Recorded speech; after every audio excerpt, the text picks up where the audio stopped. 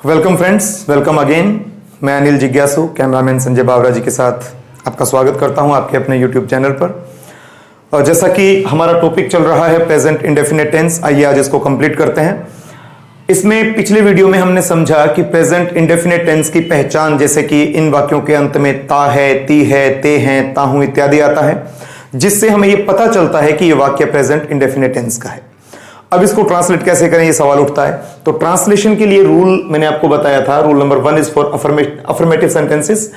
Subject के साथ verb की फर्स्ट फॉर्म, एससीएस और ऑब्जेक्ट। एससीएस कहां? सिंगुलर सब्जेक्ट्स के साथ। जब सब्जेक्ट का जिक्र आता है तो हमारे जहन में 8 प्रकार की फाइल्स खुलती हैं। He, she, it, name, I, we, you, they, और अन्य भी कई सिंगुलर और प्लूरल सब्जेक्ट्स रहते हैं, लेकिन मेनली इनमें से ही सब्जेक्ट को हम यूज करते हैं। तो ध्यान में ये रखना होता है कि विद द सिंगुलर सब्जेक्ट्स, अगर सिंगुलर सब्जेक्ट की बात करें तो देखिए मैंने यहां लिखा हुआ है सिंगुलर मतलब ही, शी, इट, नेम अगर हो तो वर्ब के साथ एससीएस का यूज करेंगे, और अगर plural subjects I, we, you, they में से कुछ हो तो हम एससीएस यूज नहीं करेंगे। डायरेक्टली सब्जेक्ट के साथ वर्ब की फर्स्ट फॉर्म ऑब्जेक्ट लगाएंगे। अफर्मेटिव सेंटेंसेस में रूल नंबर 1 की बात कर रहा हूं। तो ये हमने पिछले वीडियो में अच्छी तरह से विद एग्जांपल समझा। आज जो टॉपिक है वो नेगेटिव का है। नेगेटिव, इंटेरोगेटिव और इंटेरोनेगेटिव को हम समझेंगे, WH वर्ड्स को भी समझेंगे। तो आइए फटाफट से पहले रूल नंबर 2 यानी नेगेटिव सेंटेंसेस की बात कर लें। नेगेटिव मतलब नकारात्मक। जैसे राम स्कूल नहीं जाता है, वे क्रिकेट नहीं खेलते हैं। तो हमारे पास ये सेंटेंसेस हैं, राम स्कूल नहीं जाता है, वे क्रिकेट नहीं खेलते हैं, राधा खाना नहीं पकाती है, बच्चे नदी में नहीं तैरते हैं। तो इस प्रकार से बहुत सारे ऐसे सेंटेंसेस, जैसे मैंने कहा था, ये हैबिचुअल और आदतन होते हैं। डेली करने वाले कार्य जो सारे के सारे होते हैं वो प्रेजेंट इंडेफिनिट टेंस के होते हैं। जैसे मैं जल्दी नहीं उठता हूं, मैं ये नहीं करता हूं, मैं वो नहीं करता हूं। इन सारे वाक्यों को हम नकारात्मक, नेगेटिव कैटेगरी में रखते हैं। और इन नेगेटिव वाक्यों को ट्रांसलेट करने के लिए रूल हमारे पास ये वाला है। देखिएगा, सब्जेक्ट के साथ या तो डू नॉट यूज करेंगे या डज नॉट। हमारे पास 2 ही हेल्पिंग वर्ब होते हैं। पूरे इंडेफिनिट की बात करूं तो only first form of the verb and don't, doesn't, do not, does not और वर्ब की फर्स्ट फॉर्म एससीएस, बस इसमें हमारा पूरा इंडेफिनिट सिमट जाता है। तो अब नेगेटिव की बात कर रहे हैं, सब्जेक्ट सिंगुलर रहेगा, ही, शी, इट, नेम रहेगा तो हम डज नॉट यूज करेंगे। डज नॉट का कॉन्ट्रैक्शन भी यूज किया जा सकता है, डजंट। इसी प्रकार से प्लूरल आई, वी, यू, दे, अगर ये सब्जेक्ट्स रहेंगे तो हम डू नॉट यूज करेंगे या डू नॉट का कॉन्ट्रैक्शन डोंट यूज करेंगे। तो आइए इनको ट्रांसलेट करते हैं। राम स्कूल नहीं जाता है। राम क्योंकि सिंगुलर सब्जेक्ट है, Ram does not, helping verb क्या आएगा? Does not. Ram does not. अब डू और डज यूज करने के बाद जो वर्ब यूज होगी उसके साथ अगेन एससीएस हम यूज नहीं करते। तो क्या लगेगा? Ram does not go to school, go to school. तो ये हमारा सेंटेंस बन गया है। Ram does not go to school, या फिर आप इसके साथ यूज कर सकते हैं राम डजंट। डज नॉट के साथ अलावा यानी डज नॉट की जगह डजंट भी यूज किया जा सकता है, कॉन्ट्रैक्शन भी यूज किया जा सकता है। अभी सेकंड, वे क्रिकेट नहीं खेलते हैं, और आपको पता है कि वे सब्जेक्ट यानी दे, और दे प्लूरल कैटेगरी का है, तो इसमें हम डजंट यूज नहीं करेंगे, हम डोंट यूज करेंगे या डू नॉट यूज करेंगे। तो दे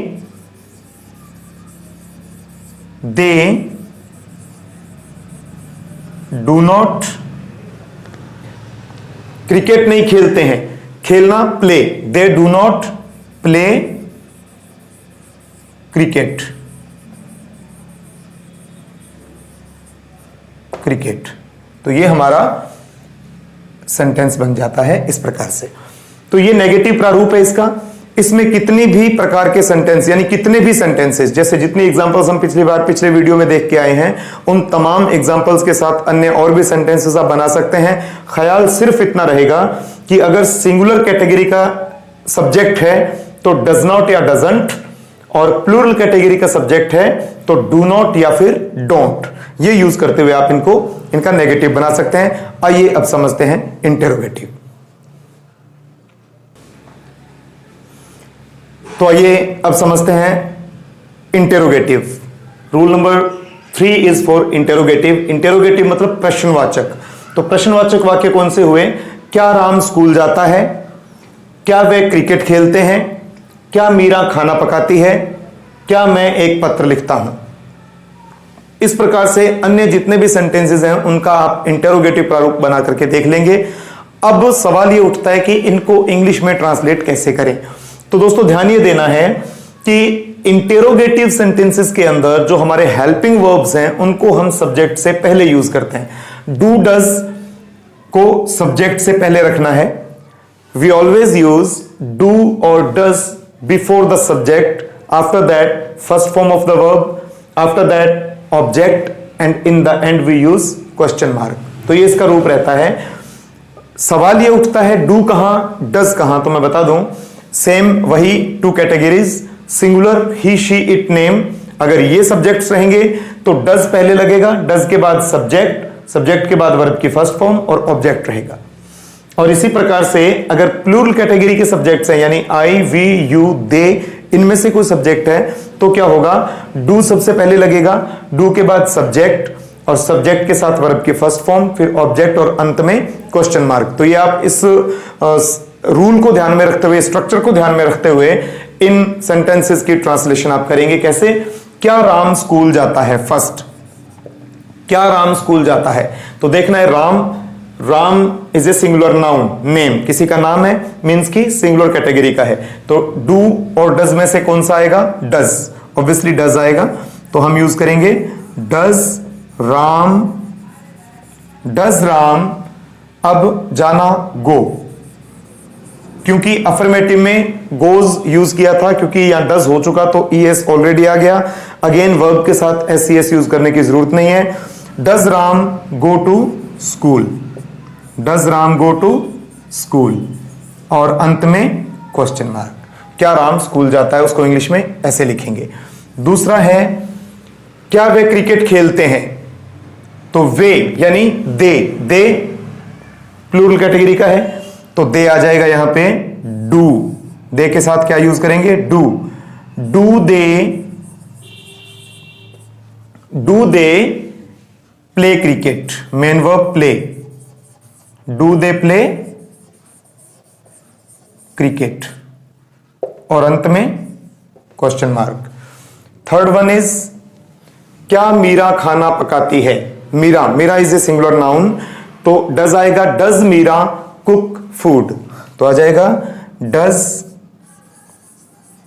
मीरा, किसी का नाम हो तो first letter capital, Meera cook, COOK, cook food, does Meera cook food, question mark. Number 4 is क्या मैं एक पत्र लिखता हूं। क्या मैं एक पत्र लिखता हूं, इसमें क्या आएगा, मैं, आई प्लूरल कैटेगरी का सब्जेक्ट है तो इसके साथ डू पहले लगेगा। Do I write a letter, do I write, WRITE, write a letter, LETTER। तो ये आप ध्यान में रखेंगे, यहां आ जाएगा क्वेश्चन मार्क। ये हमारे इंटेरोगेटिव का पूरा स्ट्रक्चर आपके सामने है। इंटेरोगेटिव सेंटेंसेस हिंदी में इस प्रकार से, क्या राम स्कूल जाता है, क्या वे क्रिकेट खेलते हैं, क्या मीरा खाना पकाती है, क्या मैं एक पत्र लिखता हूं। अब इनको ट्रांसलेट कैसे करेंगे, डू डज सब्जेक्ट से पहले लगेगा, फिर सब्जेक्ट, वर्ब की फर्स्ट फॉर्म, ऑब्जेक्ट और अंत में क्वेश्चन मार्क। सवाल ये कि डू कहां, डज कहां, तो मैंने बताया singular category he, she, it, name के साथ डज पहले, plural category I, we, you, they के साथ डू पहले। तो फर्स्ट इज क्या राम स्कूल जाता है, does Ram go to school. क्या वे क्रिकेट खेलते हैं, डू दे प्ले क्रिकेट। क्या मीरा खाना पकाती है, डज मीरा कुक फूड। क्या मैं एक पत्र लिखता हूं, do I write a letter. Thank you दोस्तों, थैंक यू वेरी मच। ये था इंटेरोगेटिव। अभी समझते हैं आगे इंटेरोनेगेटिव। तो दोस्तों इंटेरोगेटिव हमने समझा। ये इंटेरोगेटिव जो हेल्पिंग वर्ब से हम बनाते हैं, कुछ WH वर्ड वाले होते हैं, तो आइए उसको भी समझते हैं। WH words, WH words. तो WH वर्ड्स को समझने के लिए पहले WH वर्ड के टोटल जो जितने किस प्रकार से क्वेश्चन बन सकते हैं, वो सारे प्रश्नात्मक जो वर्ड्स आते हैं उनको हम समझते हैं। जैसे व्हाट, व्हाट, वेयर, कहां, व्हाट मीन्स क्या, वेयर कहां, व्हेन कब, वाई क्यों, हाउ कैसे, whom किसे,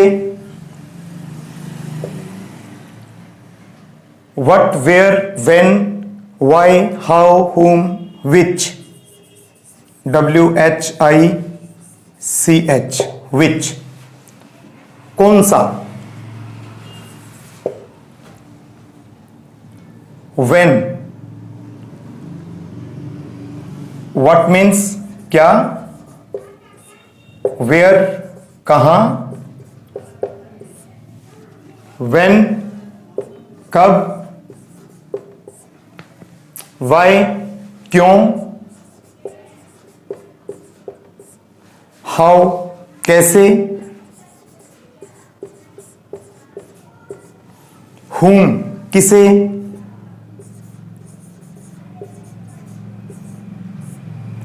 which कौन सा,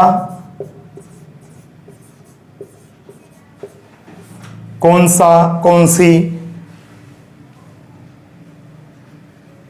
whose, whose किसका, how many, how many, how many मतलब कितने, और ये किसके लिए आता है, how many कितने, फॉर काउंटेबल थिंग्स, इस बात का ध्यान रखना, फॉर काउंटेबल थिंग्स,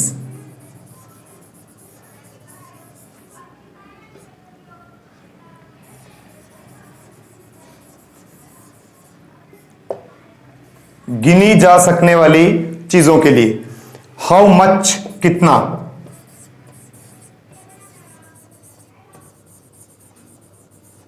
हाउ मच कितना,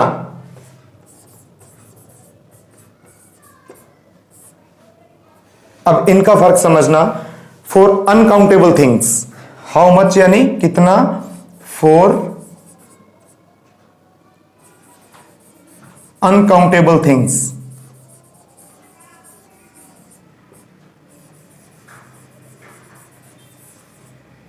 अनकाउंटेबल थिंग्स,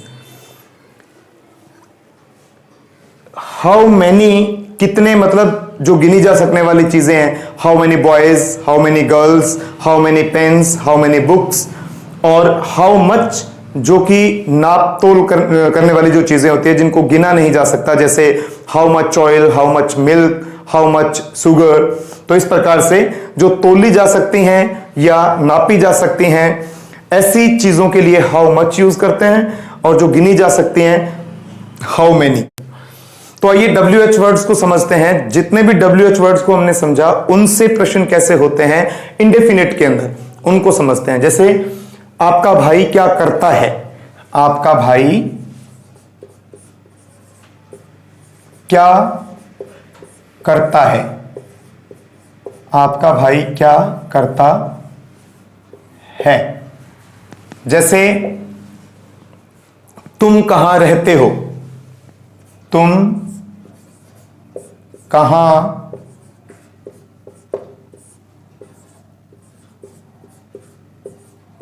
रहते हो।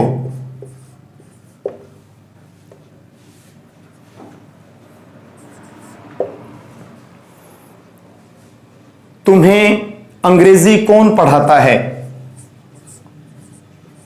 तुम्हें अंग्रेजी कौन पढ़ाता है।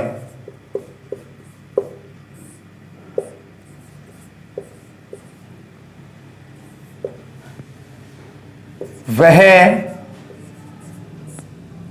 झूठ क्यों बोलता है? क्यों बोलता है? वह झूठ क्यों बोलता है?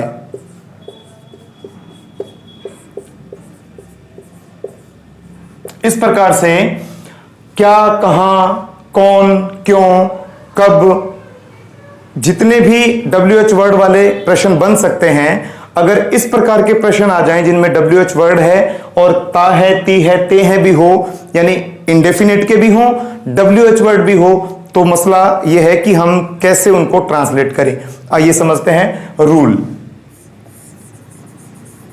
रूल क्या कहता है? हम सबसे पहले WH वर्ड यूज करेंगे जो भी इसके अंदर दिया गया रहेगा, WH वर्ड के बाद हम हेल्पिंग वर्ब यूज करेंगे। हेल्पिंग वर्ब डू और डज ही लगेगा।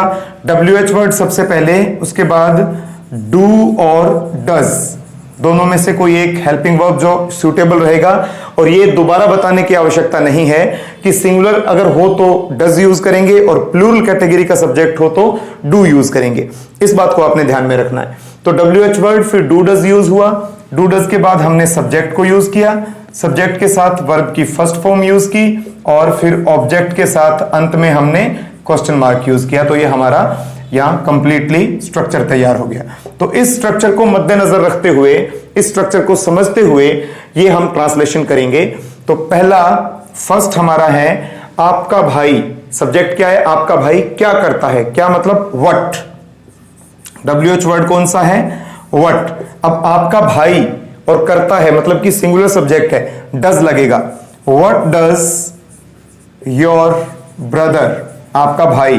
What does your brother? Brother करता है do. What does your brother do? आपका भाई क्या करता है? दूसरा है तुम कहां रहते हो? तुम कहां रहते हो? कहां मतलब वेयर। वेयर, और किसके बारे में पूछा जा रहा है? तुम्हारे बारे में। तुम, यू प्लूरल कैटेगरी का है तो डू लगेगा। Where do you live? रहते हो। Where do you live. Third one is तुम्हें अंग्रेजी कौन पढ़ाता है? हु। कौन मतलब हु, तुम्हें, ये भी यू से ही बनेगा तो who.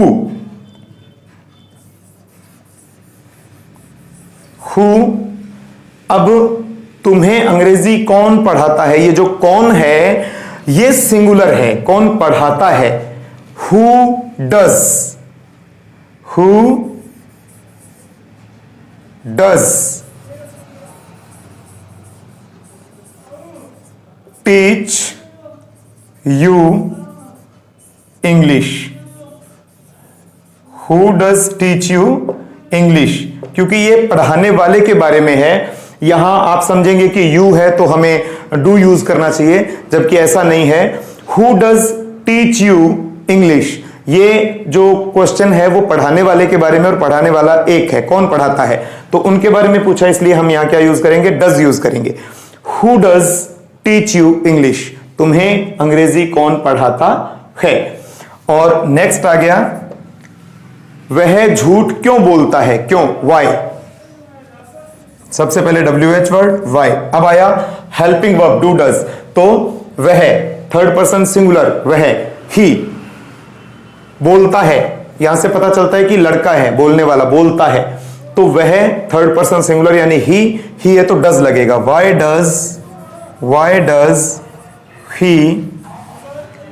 Does he tell a लाई?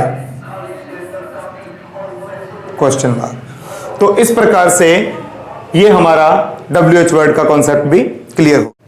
तो आइए बात करते हैं इंटेरोनेगेटिव की, यानी कि प्रश्नवाचक भी हो और नकारात्मक भी हो, तो दोनों को हम कैसे हैंडल करेंगे। जैसे कि जस्ट फॉर एग्जांपल, क्या राम स्कूल नहीं जाता है?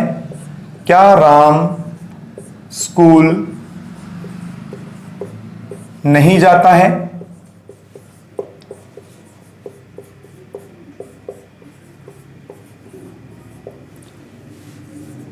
क्या राधा खाना नहीं पकाती है?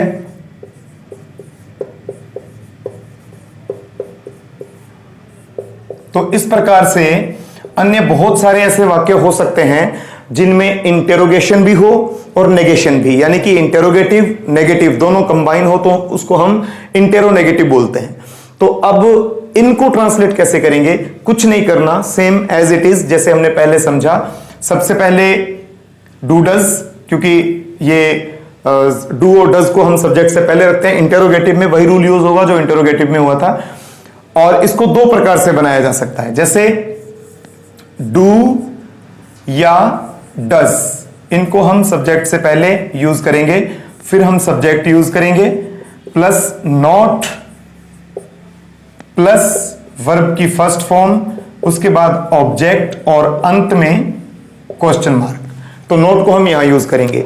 दूसरा इसका तरीका यह है कि आप डू और डज के साथ इसको यूज कर सकते हैं। तो डोंट और डजंट, डोंट और डजंट दोनों में से सूटेबल कोई भी एक helping verb with not. Helping verb with not मतलब डू नॉट का कॉन्ट्रैक्शन यूज किया डोंट, और डज नॉट का कॉन्ट्रैक्शन यूज किया डजंट। तो ये हमने सब्जेक्ट से पहले यूज कर लिया। ये इंटेरोनेगेटिव की बात कर रहा हूं। फिर हमने सब्जेक्ट यूज कर लिया, सब्जेक्ट के बाद first form of the verb, then object, and in the end we use question mark. तो ये हमारा स्ट्रक्चर बन गया। दोनों में से कोई भी स्ट्रक्चर यूज करते हुए दोनों सेंटेंसेस बनाए जा सकते हैं। देखिए एग्जांपल फर्स्ट, पहले में मैं पहली एग्जांपल लेकर के चलता हूं।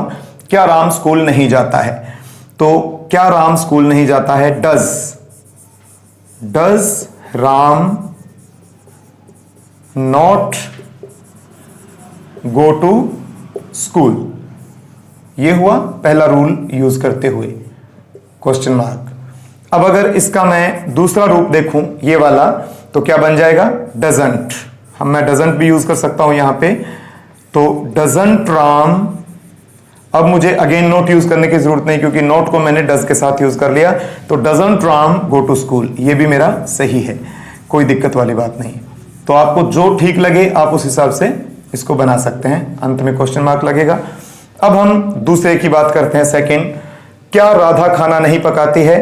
तो ये भी दोनों सिंगुलर हैं। ये तो सिंगुलर है तो डज ही यूज होगा फर्स्ट में। डज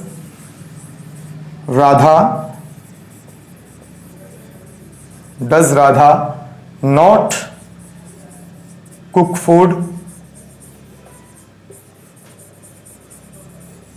और अंत में क्वेश्चन मार्क लग जाएगा। इसका दूसरा रूप देखें इस स्ट्रक्चर के हिसाब से, सेकंड स्ट्रक्चर के हिसाब से, तो मैं डज के साथ अगर नॉट यूज कर लूंगा तो हो जाएगा डजंट। डजंट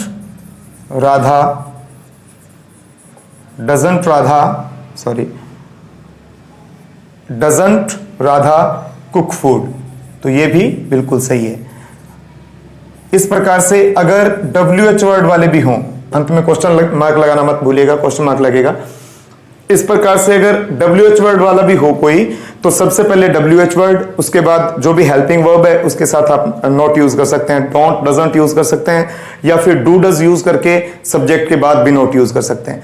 तो सेम स्ट्रक्चर जैसे WH वर्ड का समझा था, इंटेरोनेगेटिव में भी इस प्रकार से ये यूज होगा।